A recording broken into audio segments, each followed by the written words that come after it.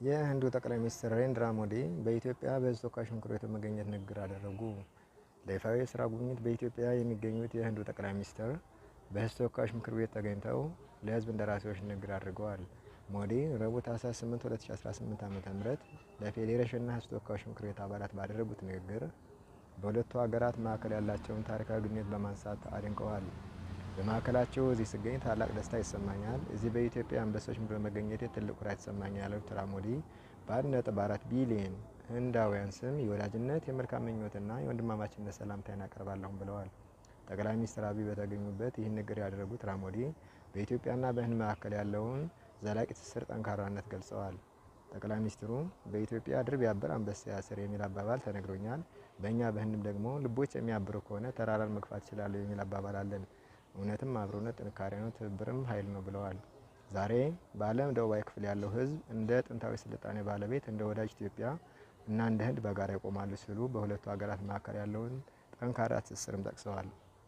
የህንድ ኩባንያዎች ከ5 ቢሊዮን ዶላር በላይ በኢትዮጵያ ውስጥ መዋዕለ ንዋያቸውን ማፍሰሳቸውን የጠቀሱት ጠቅላይ ሚኒስትሩ በጨርቃጨርቅ፣ በማኑፋክቸሪንግ፣ በግብርና፣ በጤናና በሌሎች ዘርፎች ላይ ተሰማርተው እንደሚገኙም ተናግረዋል።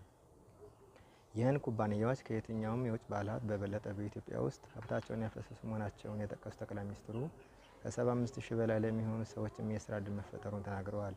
የሁለቱ ሀገራት ግንኙነት በሁለትዮሽ ግንኙነት ወደ ስትራቴጂክ አጋርነት ከፍ ማለቱን የተናገሩት ሚኒስትሩ በቴክኖሎጂ፣ በፈጠራ፣ በማዕድንና በአረንጓዴ ኢኮኖሚ መስኮች በሚደረግ ትብብር እንዲሁም አጋርነት እንደሚቀጥልም ተናግረዋል።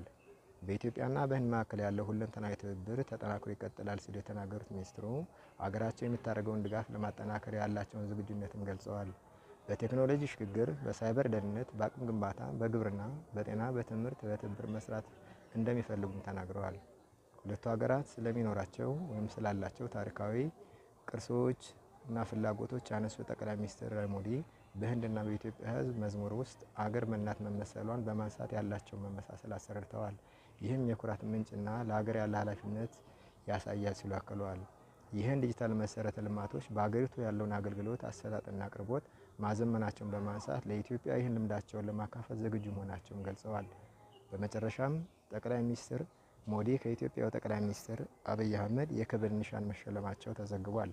አድማጮቻችን፣ ከዚህ ጋር ተያይዞ የህንዱ ጠቅላይ ሚኒስትር ሞዲ ማን ናቸው የሚለውን የተወሰነ እውነታዎች እናያለን። ከህንድ ጉጅራት ግዛት ከዝቅተኛ ኑሮ ደረጃ ተነስተው በዓለም ታላቅ ምጣኔ ሀብት ካላቸው ሀገራት መካከል አንዷን ለረጅም ጊዜ የመሩት ሞዲ ማን ናቸው? ሞዲ ወደ ፖለቲካው ዓለም የገቡት ገና በለጋ የወጣት እድሜያቸው በሀያዎቹ መጀመሪያ ላይ ሲሆን በሀያሉ የሂንዱ ብሔርተኛ ፓርቲ ውስጥ በተለያዩ ኃላፊ ደረጃዎች ሰርተዋል ወይም አልፈዋል። በአውሮፓውያኑ 2001 የጉጅራት ግዛት ዋና አስተዳዳሪ፣ በ2014 ይህን ጠቅላይ ሚኒስትር መሆናቸውን የሚጠቅሰው ዘገባው ከ10 ዓመታት በላይ መሪነት ስልጣን ላይ የቆዩ ሞዲ በህዝብ ዘንድ ያላቸው ተቀባይነት ከጊዜ ወደ ጊዜ በመጨመሩ ለሶስተኛ ስልጣን ዘመን ባለፈው ዓመት በተካሄደው ምርጫ አሸንፈዋል። ጠቅላይ ሚኒስትር ሞዲ በህንድ ውስጥ ያላቸው ተቀባይነት በተለይም በሂንዶቹ መካከል ከፍተኛ ሲሆን ደጋፊዎቻችን ለማስደሰት በማጠናከርም የህንዱ ቤተ እምነት መቅደሶችን በየጊዜው እንደሚጎበኙ ተዘግቧል። አድማጮቻችን፣ ለጊዜው ያቀረብንላችሁ አነስተኛ ዘገባችን ስትሆን እኔም ለዚህ ቻናል አዲስ እንደመሆኔ እናንተን ስለማይጎዳ እኔን ስለሚጠቅመኝ ይህን